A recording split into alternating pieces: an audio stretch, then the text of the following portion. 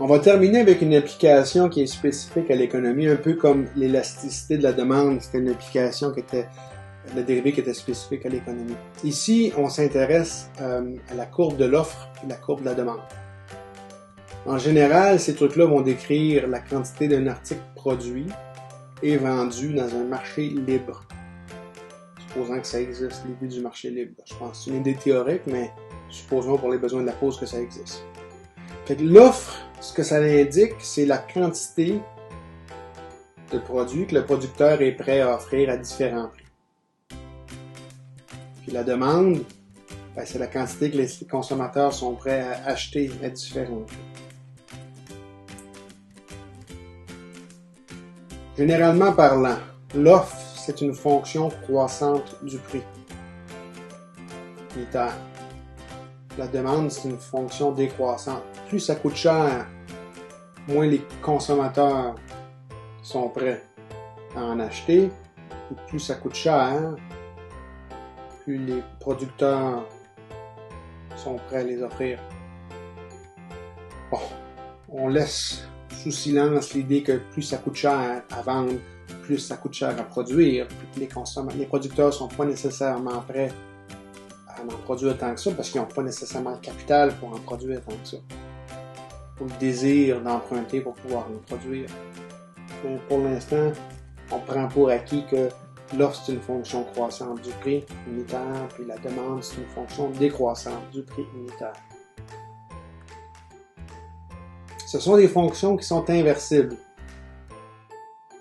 On travaille souvent avec la réciproque, c'est-à-dire qu'on travaille avec le prix en fonction de la quantité. Fait les courbes qu'on va utiliser, on les appelle S pour l'offre, puis D pour la demande. P ici, ça représente le prix unitaire auquel les producteurs sont prêts à vendre les produits. Puis Q, ce serait la quantité vendue à chaque prix. Donc, ce qu'on a ici, c'est que l'offre est une fonction croissante et la demande, c'est une fonction décroissante. Je vais vous montrer les graphiques dans 2 secondes. C'est une fonction croissante, une fonction décroissante, il y a de fortes chances pour qu'il y ait un point d'intersection.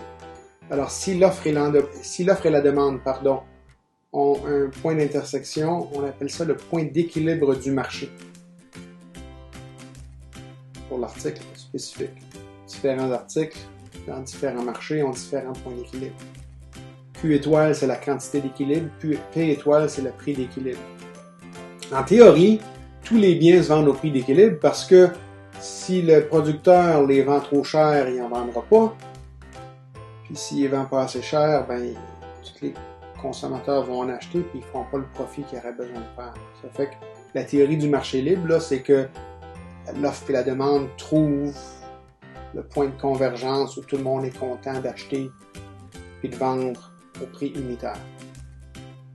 En théorie, le producteur est peut-être prêt à offrir son produit à un prix plus faible que le prix d'équilibre, puis le consommateur a un prix maximal auquel il ou elle est prête à acheter.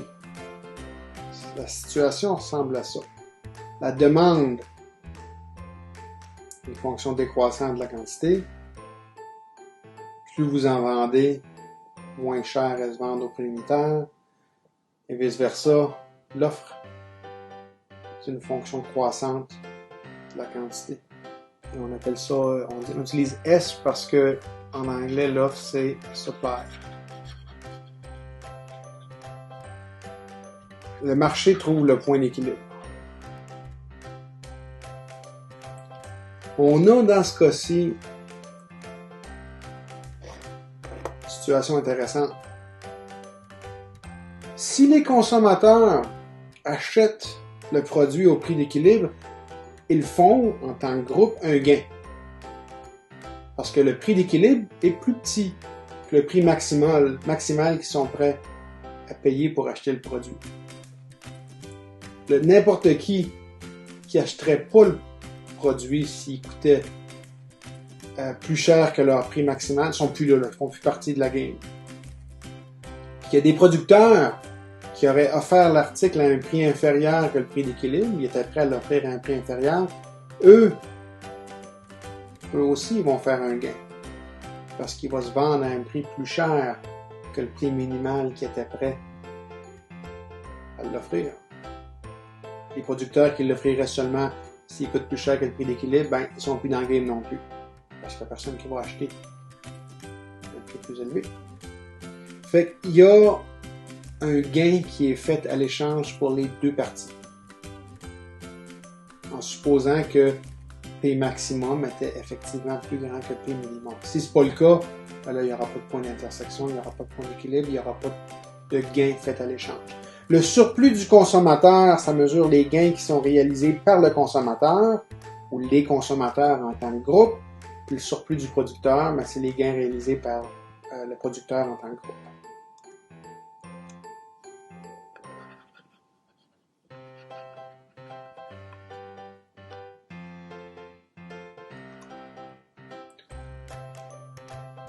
Si vous regardez un rectangle d'air quelconque dans ces graphiques-là, les unités, ça va être le produit de la base fois la hauteur, le nombre d'unités fois le prix unitaire. Ça vous donne de l'argent. Fait que l'air sous la courbe, le dessin de la courbe de l'offre et de la demande, ça mesure des gains monétaires ou potentiellement des pertes monétaires. Fait qu'on peut calculer les gains en calculant l'air, c'est-à-dire en se servant de l'intégrale définie. Le surplus du consommateur, c'est l'air qui est borné par la courbe de la demande, puis la droite, prix d'équilibre, entre 0 puis la quantité d'équilibre. Le surplus du producteur, c'est l'air qui est borné par la courbe de l'offre, puis de la droite du prix d'équilibre, entre 0 puis la quantité d'équilibre. Il y a des formules pour ça.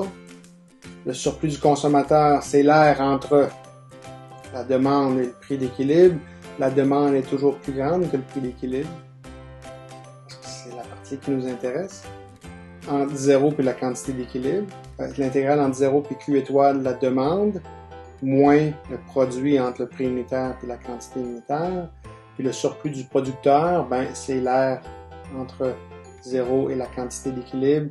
Du prix d'équilibre moins l'offre, parce que le prix d'équilibre est toujours plus grand que l'offre dans la partie qui nous intéresse, entre 0 et Q étoile. Puis là, quand vous faites le calcul, vous vous retrouvez avec prix d'équilibre fois quantité d'équilibre moins l'intégrale de l'offre entre 0 et Q étoile. Bon, il faut se souvenir de ces formules-là, vous n'avez pas le choix. Mais c'est peut-être plus facile de se souvenir ce que c'est en regardant le graphique à cette image-là. Fait que les consommateurs en tant que groupe gagnent cette somme-là. Les producteurs en tant que groupe gagnent cette somme-là. Mais là, tout ce qu'il faut savoir faire, c'est calculer ces intégrales-là. Fait que supposons que pour un produit quelconque, l'offre puis la demande, c'est Q sur 3 plus 1, puis moins 2Q plus 2, puis ça va entre 0, Q puis 1. Si je vous demande de déterminer les surplus du consommateur et du producteur, vous devez commencer par trouver le prix d'équilibre, la quantité d'équilibre, puis ensuite calculer l'intégrale des différents surplus.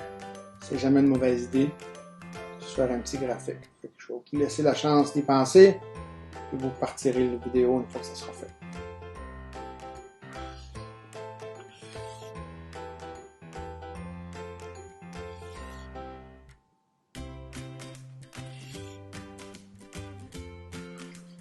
On se retrouve avec Q3 plus 1. Ici, j'ai moins 2Q plus 2. C'est la demande. J'ai l'offre. Possiblement le point d'équilibre.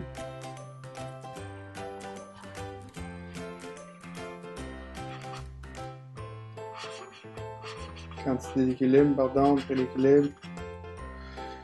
Le point d'équilibre, on le trouve quand l'offre est égale à la demande, c'est-à-dire quand Q sur 3 plus 1 est égal à moins 2Q plus 2. Et là, ben, vous remaniez les termes pour obtenir que 7Q sur 3 est égal à 1, c'est-à-dire que Q étoile, la quantité d'équilibre, c'est 3/7.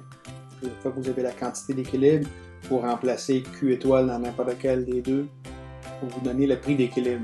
J'ai utilisé l'offre pour commencer, ça me faisait moins 2 fois 3/7 plus 2 qui est 8/7. Puis effectivement, si vous remplacez ça aussi dans la demande, vous allez obtenir la même valeur. Fait que le point d'équilibre se trouve à une quantité d'équilibre qui est 3/7, puis un prix d'équilibre qui est 8/7. Ça ressemble à ça. Une fois que vous avez ça, vous tracez la droite du prix d'équilibre, la droite horizontale qui est ici. Et vous calculez l'air en bleu, puis l'air en vert. L'air en bleu, ça va être l'air entre la courbe de la demande et l'équilibre, entre 0 puis la quantité d'équilibre. Dans cette région-là, c'est la demande qui domine. Puis c'est la variable ici. Dans l'autre cas, calculer l'air entre l'offre et le prix d'équilibre.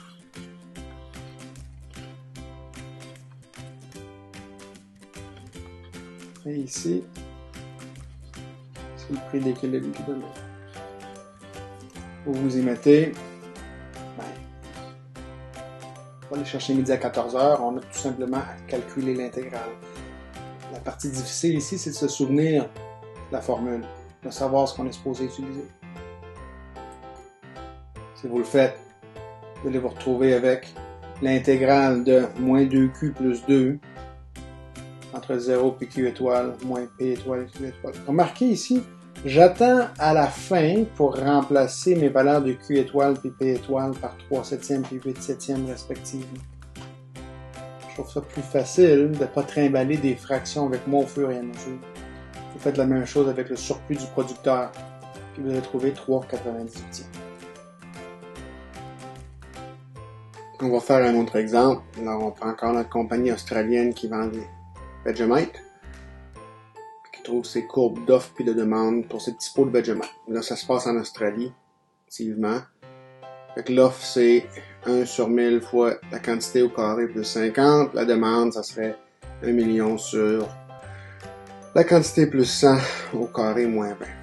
Ça, c'est mesuré en cents par unité. Puis ça se passe entre 0 et 40. Fait que la quantité, là, c'est peut-être en milliers de boîtes ou en millions de boîtes au besoin. On vous dit que le point d'équilibre entre l'offre et la demande est donné par ces valeurs-là. À peu près 19,2, à peu près 50,4. Puis votre job à vous, c'est de trouver les surplus du consommateur et du producteur. Ben, la première étape est déjà faite. Vous avez trouvé le point d'équilibre. Tout ce qui vous reste à faire maintenant, c'est de calculer les intégrales. Les courbes ressemblent à ceci.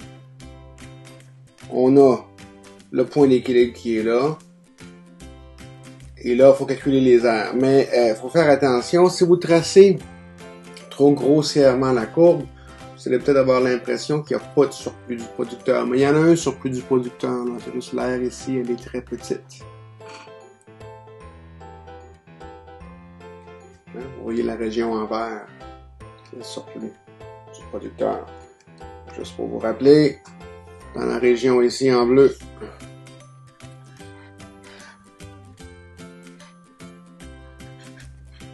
la courbe qui domine, c'est la courbe de la demande. C'est celle qui vient en premier. Et on soustrait après ça la courbe du prix d'équilibre. Pour la petite région en vert, ici. La courbe qui domine, c'est le prix d'équilibre. Celle qui est en bas, c'est l'offre. Et on intègre, comme à l'habitude, entre 0 puis la quantité d'équilibre. Sur les intégrales à calculer. Ensuite, ça devient seulement un problème d'intégration. La demande, c'était 1 million sur Q plus 100 au carré moins 20. Il faut trouver la primitive de ce truc-là. On peut séparer les termes. Le moins 20, sa primitive, ça va être moins 20 fois Q. Le 1 million sur Q plus 100 au carré, ben le 1 million peut sortir. Puis après ça, je me retrouve avec cette intégrale-ci à calculer.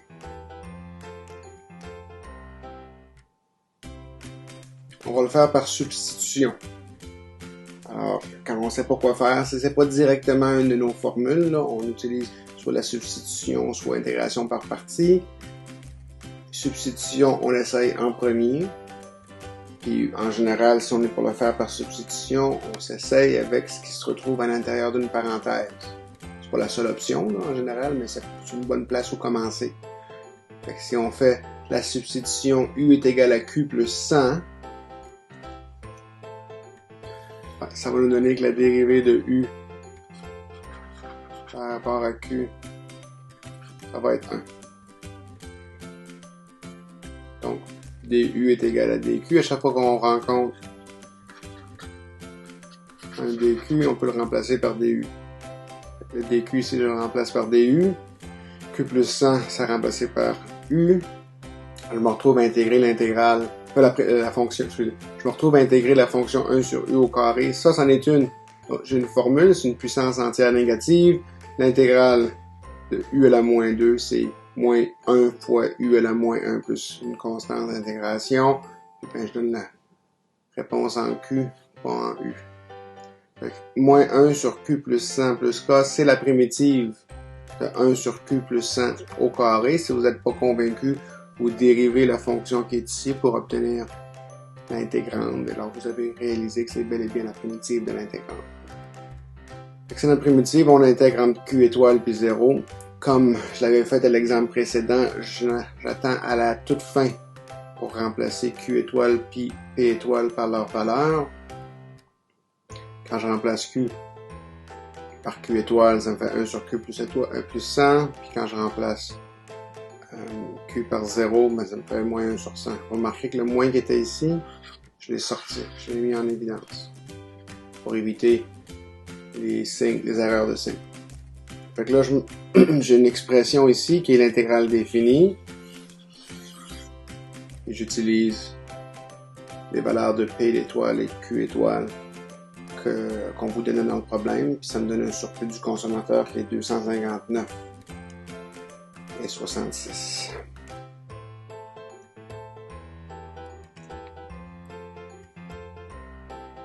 Pour le surplus du producteur, c'est la même idée. Prix d'équilibre moins l'offre, puis c'est ça qu'on intègre. On peut manipuler un peu, puisque le prix d'équilibre c'est une constante par rapport à Q, on peut la sortir. Et là, ben, j'intègre.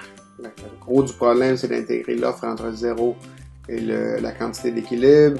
L'offre, c'était 1 sur 1000 fois Q au carré. Ça, c'est un truc qu'on peut intégrer directement. Ça devient 1 sur 1000 fois Q à la 3 sur 3. Fait que 1000 fois 3, ça fait 3000. Parfait. 50, sa primitive, ça devient 50Q. Parfait. N'oubliez pas que le moins qui est ici, là, il doit aussi être transféré là. Puis j'intègre entre Q étoile et 0. C'est-à-dire que je commence par remplacer par Q étoile. Ensuite, je remplace par 0. Mais quand je remplace par 0, ça me fait 0 à la 3. 0 plus 50 fois 0, 0. Fait que la partie du 0 compte pas. Je me retrouve avec cette expression-là pour l'intégrale définie. Puis je fais la substitution de P étoile puis Q étoile pour obtenir la valeur numérique qui m'intéresse.